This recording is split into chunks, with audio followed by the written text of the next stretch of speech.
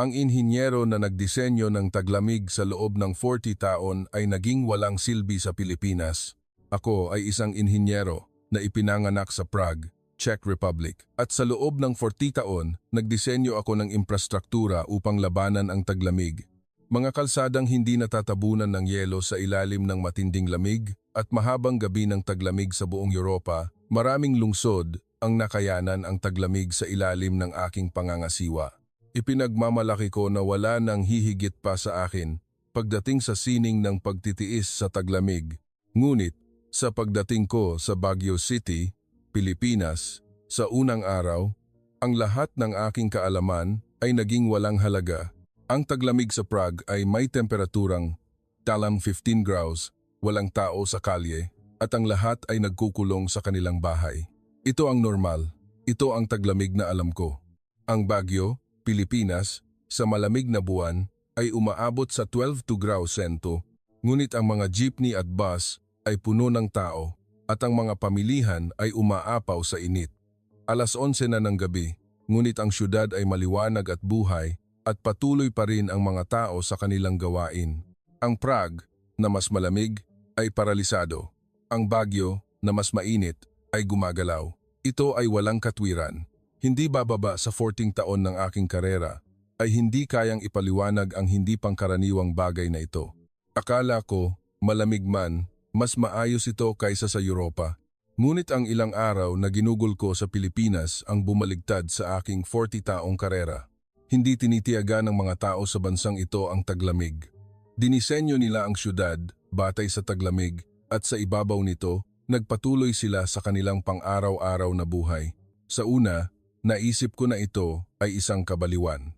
Ngunit agad kong napagtanto. Hindi ito produkto ng katapangan, kundi isang sistema. Hindi ang temperatura ang problema. Iba ang paraan ng bansang ito sa pagharap sa taglamig. At ang aking natuklasan ay hindi lamang simpleng teknolohiya. Bakit ang isang lungsod ay nananatiling buhay sa Baguio sa 12 na graus Celsius habang ang Prague sa 12.52 ay 12 forts ay nagyayelo? Ang sagot na hindi man lang naisip ng isang 40 taong eksperto ay ipapakita ko sa inyo ngayon. Kapag natapos ang kuwentong ito, tiyak na iba na ang inyong pagtingin sa taglamig ng Pilipinas. Naganap ito sa isang silid pulungan ng Konseho ng Lungsod sa Prague noong huling bahagi ng taglagas. May dumating na kahilingan para sa konsultasyon tungkol sa infrastruktura ng lungsod sa taglamig mula sa Baguio City, Pilipinas. Nang ibigay sa akin ng aking kasamahan ang mga dokumento, tumawa ako sa loob ng aking isip. Pilipinas? Isang bansang napakainit? Ano ang matututunan nito tungkol sa infrastruktura ng taglamig? May 7 sertipiko ng pasasalamat ang nakadisplay sa likuran ng aking mesa. Moscow, Helsinki, Oslo, Stockholm. Simple ang dahilan kung bakit nagpadala sa akin ng pasasalamat ang mga pinakamalamig na lungsod sa Europa. Alam ko ang lahat tungkol sa taglamig. Ang paraan upang hindi maparalisa ang isang lungsod kahit sa 20 degrees sa Prague, ang taglamig ay isang digmaan. Tuwing Nobyembre, nagdaraos ako ng mga emergency meeting kasama ang mga opisyal ng lungsod. Inspeksyon ng mga snowplow kahit hindi kailangan sa Baguio, kailangan ito sa Prague, pag-check sa imbak ng de-icing salt para sa mga kalsada, huling pagsubok sa sistema ng pagpapainit ng mga pangunahing gusali. Kung isa man ang mapabayaan, ang buong lungsod ay magkakaroon ng functional failure.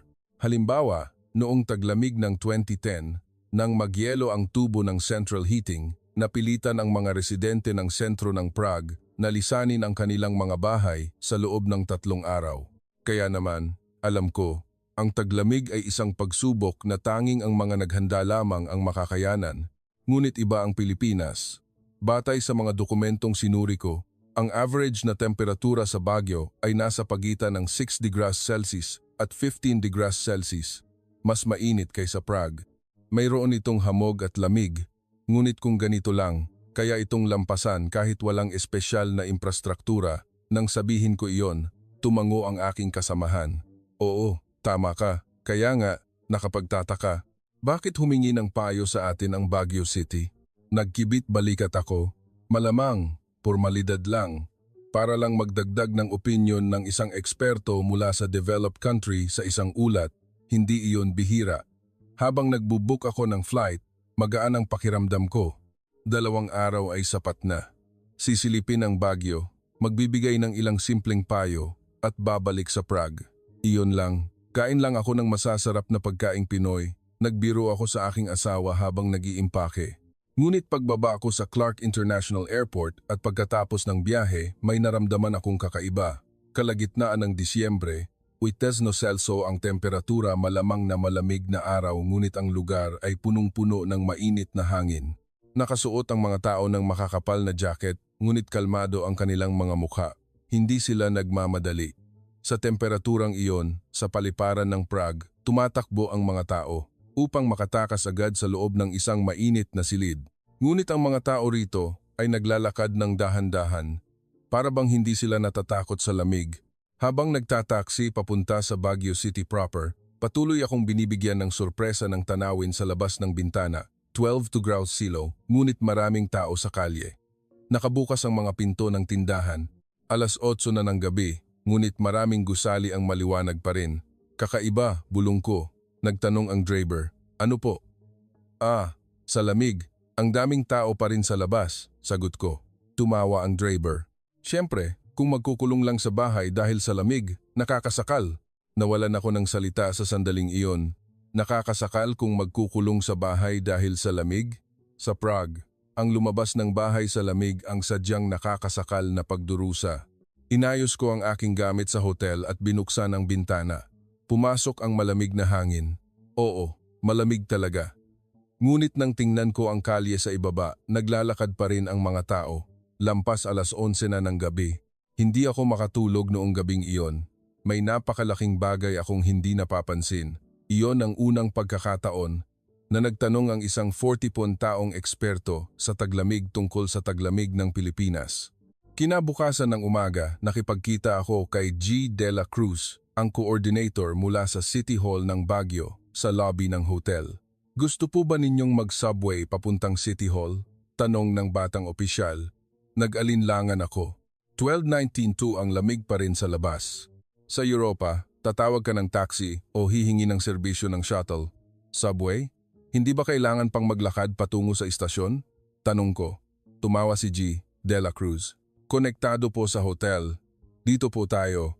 Sumunod ako sa kanya sa elevator nang hindi nauunawaan ang ibig niyang sabihin. Pinindot niya ang butones ng basement 2. Pagbukas ng pinto, natigilan ako sa nakita ko. Ito ay isang pasilyo. Ngunit hindi ito pasilyo ng hotel. May mga tindahan na nakahilera sa magkabilang gilid. Cafe, convenience store, bookstore. Naglalakad ang mga tao. May bitbit na shopping bag, umiinom ng kape, nagse-cellphone, para itong shopping street sa ibabaw ng lupa. Hindi, mas mainit at mas komportable ito kaysa roon. Ito po ang underground mall. At nandoon po ang istasyon ng tren sa dulo. Paliwanag niya habang naglalakad kami. Pinagmamasdan ko ang paligid. Hindi mababa ang kisame at maliwanag ang ilaw, sariwa ang hangin at walang halong amoy o nakakasakal na pakiramdam. Iba ito sa malungkot na kapaligiran ng subway sa Prague. At higit sa lahat, ganap na nawala ang lamig. Ang matinding ginaw na naramdaman ko paglabas ng lobby ng hotel ay tila naglaho pagbaba ko sa ilalim ng lupa. Parang gusto kong hubarin ang aking coat. Kaya bang mamuhay ng mga taong ito nang hindi lumalabas sa lamig? Ang nag-iisang bulong ko ay narinig ng isang babae na nakangiti. Naramdaman kong uminit ang aking mukha. Pagdaan sa turnstile ng subway at pagsakay sa escalator patungo sa platform, muli akong nagulat. May mga platform screen door. Sa lahat ng linya, wala nito sa Prague, wala nito sa Moscow, dahil sa sobrang halaga nito, kahit sa mga lumang linya, ngunit nagawa ito ng bansang ito. Pumasok ang tren. Pagbukas ng pinto, lumabas ang mainit na hangin. Walang pagmamadali, natural na sumakay at bumaba ang mga tao. Kahit sa rush hour ng umaga ng taglamig, walang makikita na chaos tulad sa Prague. Komportable at maayos ang pag-init sa loob ng tren. Malapit na po tayo. Ang gusali ng City Hall ay konektado rin sa istasyon, sabi ni G. De La Cruz. Hindi ako makapaniwala.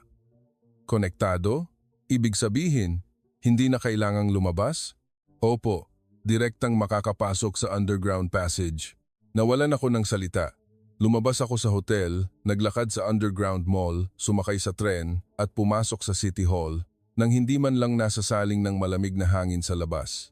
Hindi ko man lang naramdaman ang 1212 graus to LA na hangin habang naglalakad sa underground passage patungo sa City Hall. Natigilan ako. Sa Prague, kapag dumating ang taglamig, pinapayuhan ko ang mga mamamayan, iwasan ang paglabas. Huwag maghintay ng matagal sa bus stop. Maari kayong ma-hypothermia. Ngunit ang bansang ito ay pumili ng ibang paraan. Sa halip na sabihing iwasan ang paglabas, gumawa sila ng daan para iwasan ang lamig. Sa halip na sabihing manatili sa bahay, nagdisenyo sila ng espasyo kung saan maaari kang manatiling mainit kahit nasa labas. Hindi lang ito simpleng subway. Ito ay isang malaking indoor space na nag-uugnay sa buong lungsod. Sa halip na labanan ang kaaway na taglamig, gumawa sila ng isa pang lungsod sa ilalim ng lupa kung saan maaari silang makalusot sa lamig. Sa loob ng 40 taon, nag-isip ako ng paraan upang labanan ang taglamig. Ang bansang ito ay nagbigay sa akin ng ganap na ibang sagot. Hindi pagtitiis sa taglamig, kundi pag-iwas dito.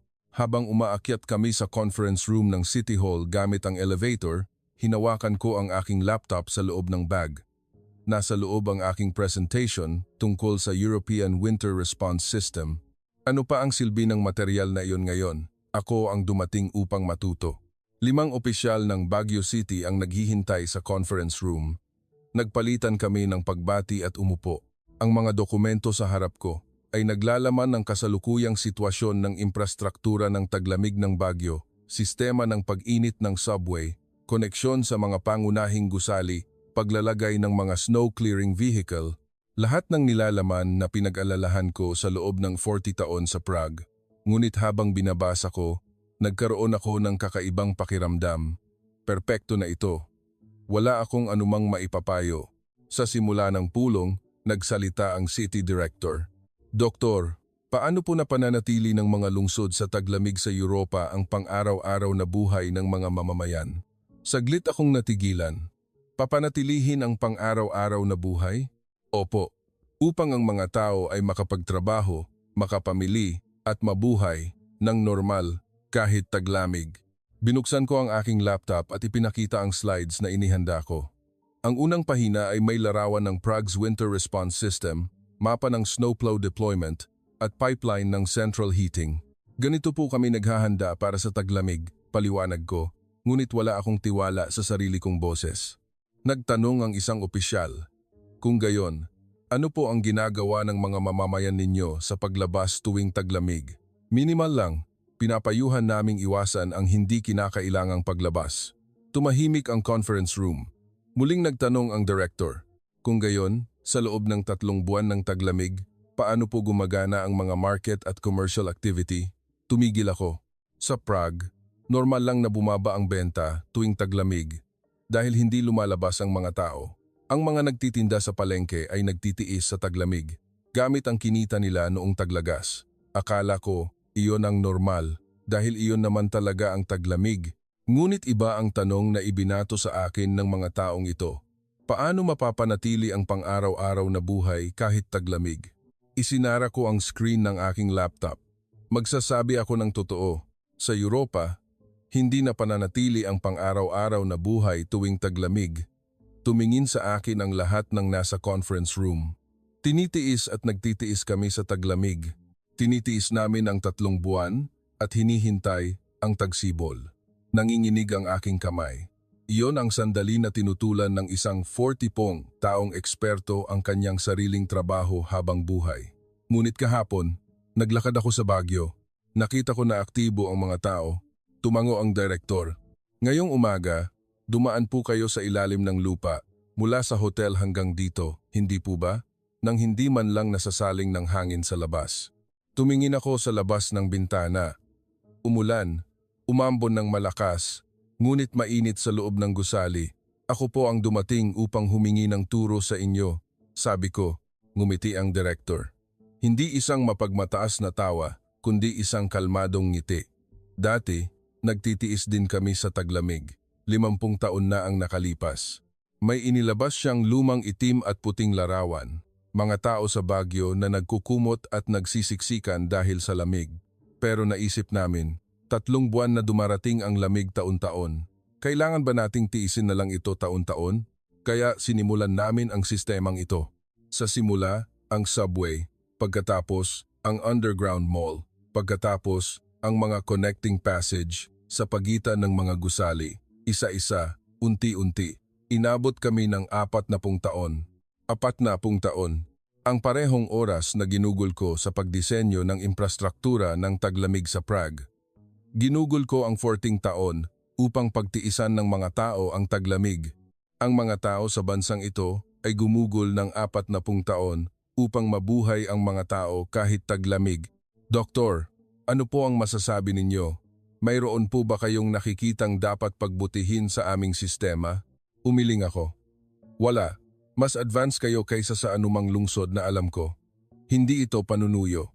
Ang pulong ay natapos sa loob ng 2 oras. Wala akong naibigay na payo. Nagtanong lang ako ng paulit-ulit. Walang duda, ako ang nasa posisyon na matuto. Paglabas namin sa conference room, nagtanong si G. De La Cruz. Doktor, kung may oras po kayo bukas, gusto ko pong ipakita sa inyo ang ibang lugar, tulad ng mga super bathhouse o tradisyonal na market. Nagtaka ako, habang papunta sa elevator pababa, nakita ko ang refleksyon ng aking mukha sa salamin, isang 40 taong eksperto. Ngunit ngayon, para akong isang estudyante na walang alam at nakapagtataka, hindi ito nakakainis. Sa halip, nanginginig ang aking dibdib. Gusto ko pang makita kung paano hinarap ng bansang ito ang taglamig. Kinabukasan ng hapon, naghihintay si G. De La Cruz sa lobby ng hotel. Ngayon po, ipapakita ko sa inyo ang paligid ng Session Road at Kalye. Sumakay kami sa subway at nagtungo sa sentro ng Baguio. Bumaba kami sa istasyon ng Session Road at naglakad sa Underground Mall. Ito po ang isa sa pinakaaktibong underground mall sa Baguio, sabi niya. Sumakay kami sa escalator pababa at muli napahinga ako sa nakita ko. May isang lungsod na ginawa sa ilalim ng lupa.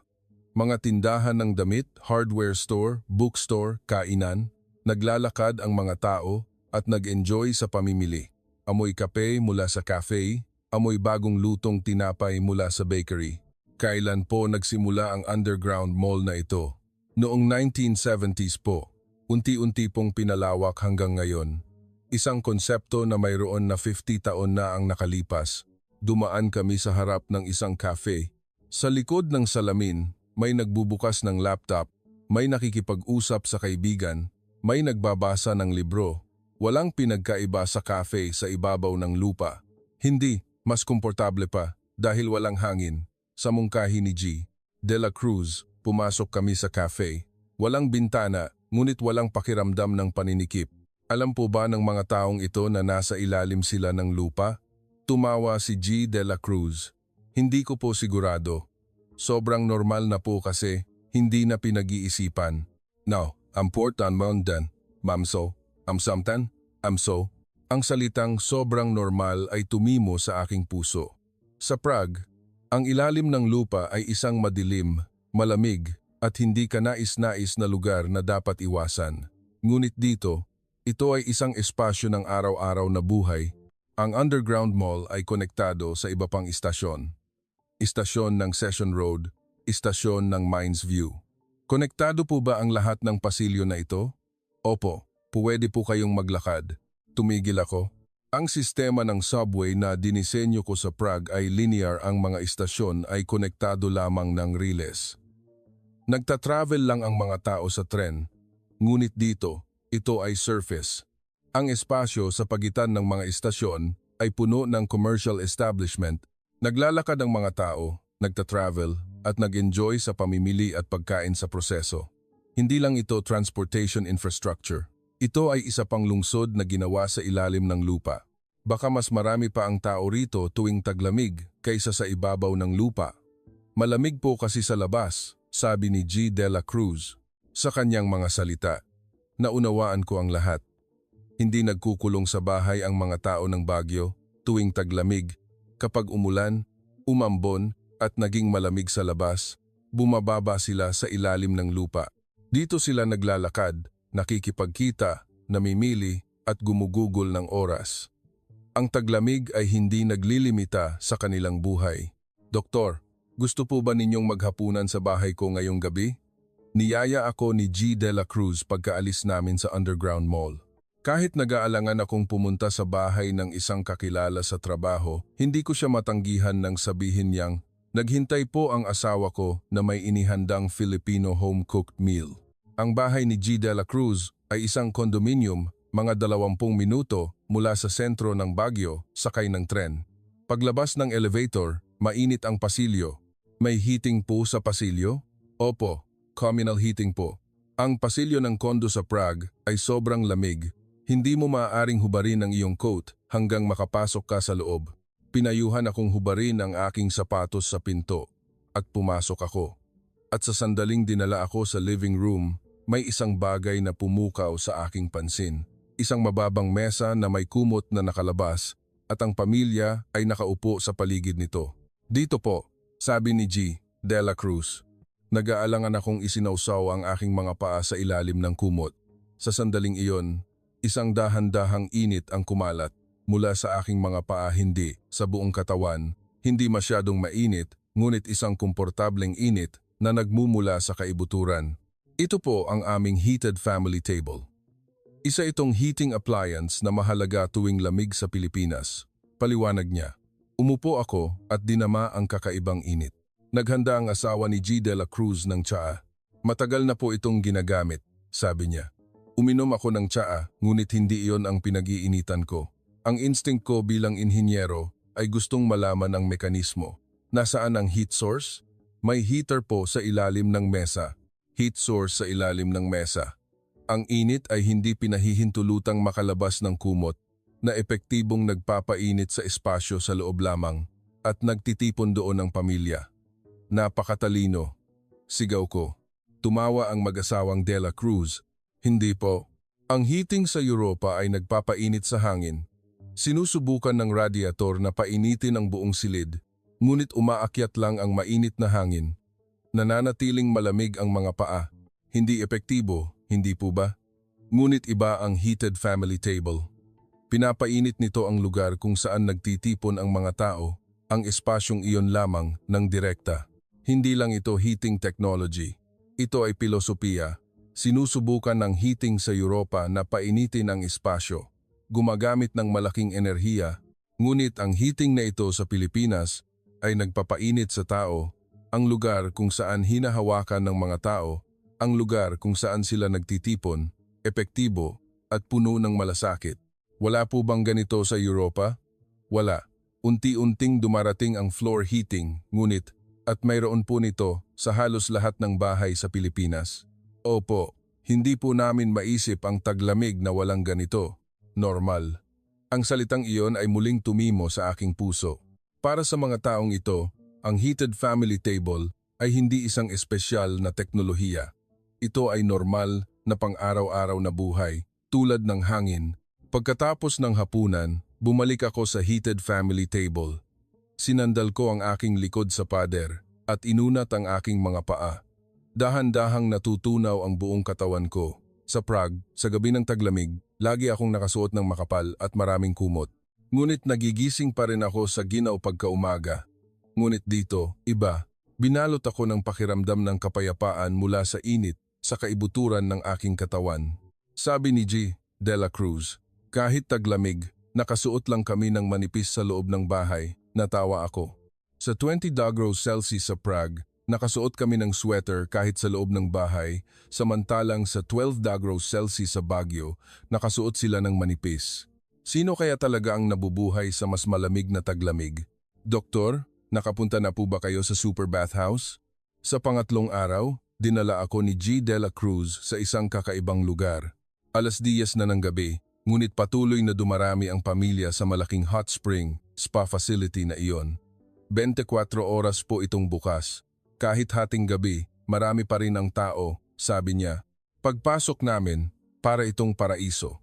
Sa malawak na resting space, may mga nanonood ng TV, nagbabasa ng comics o umidlip.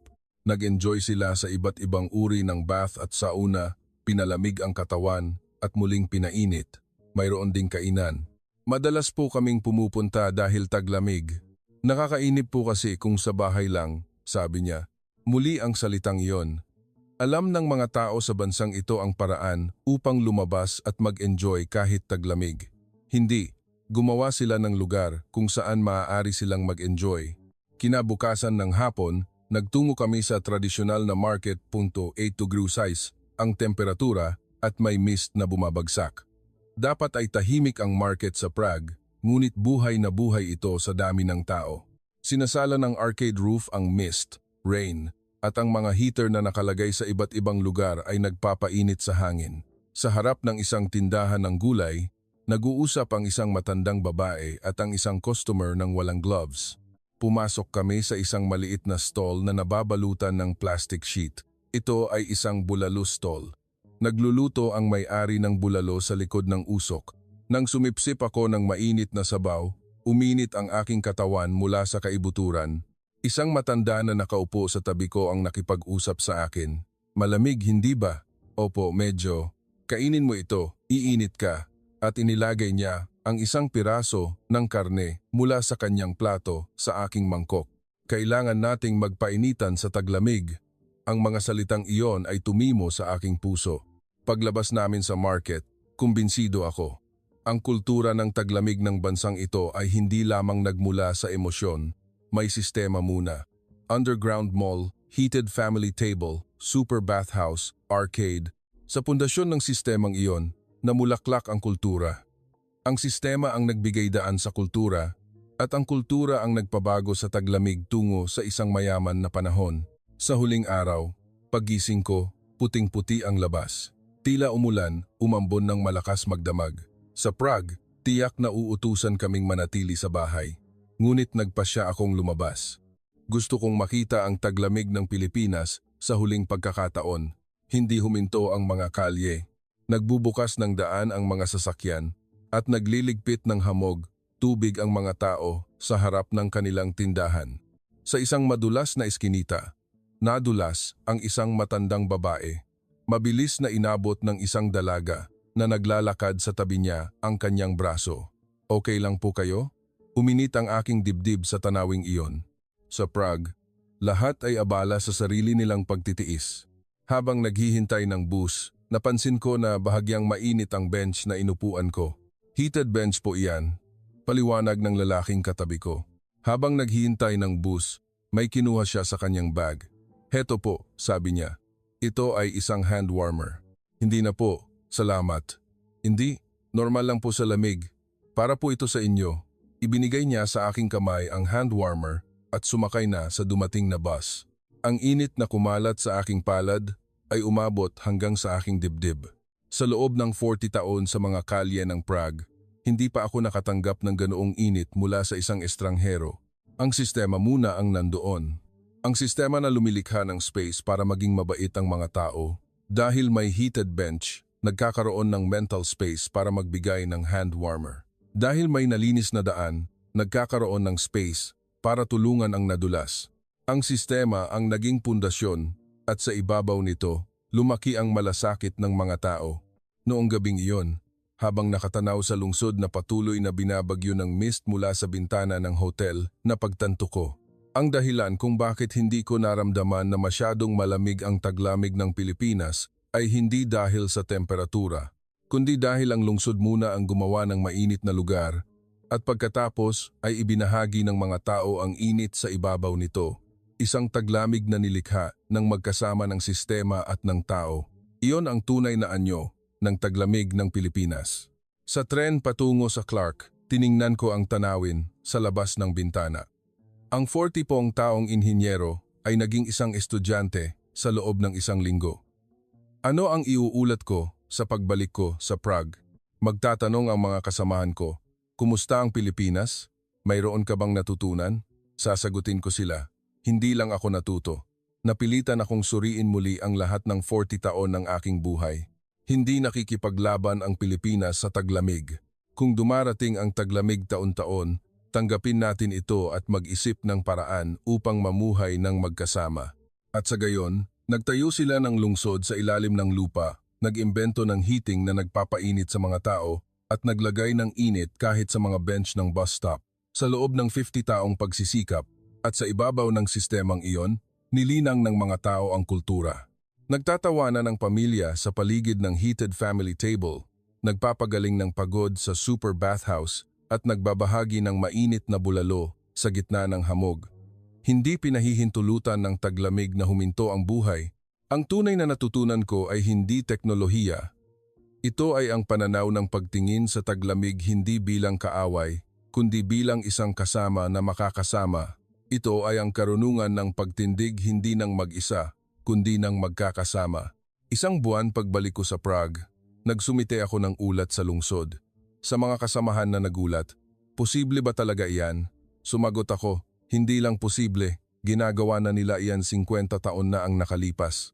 Huli man, nagsisimula na rin ang Prague.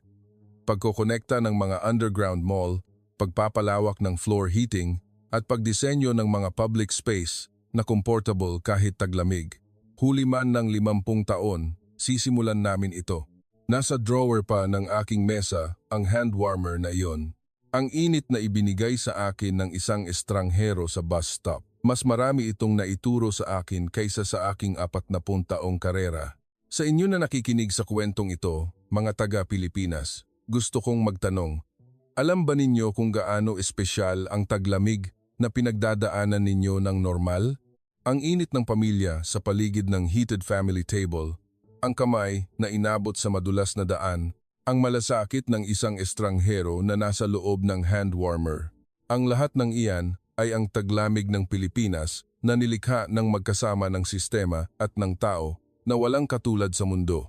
Maraming salamat at mahal ko ang taglamig ng Pilipinas.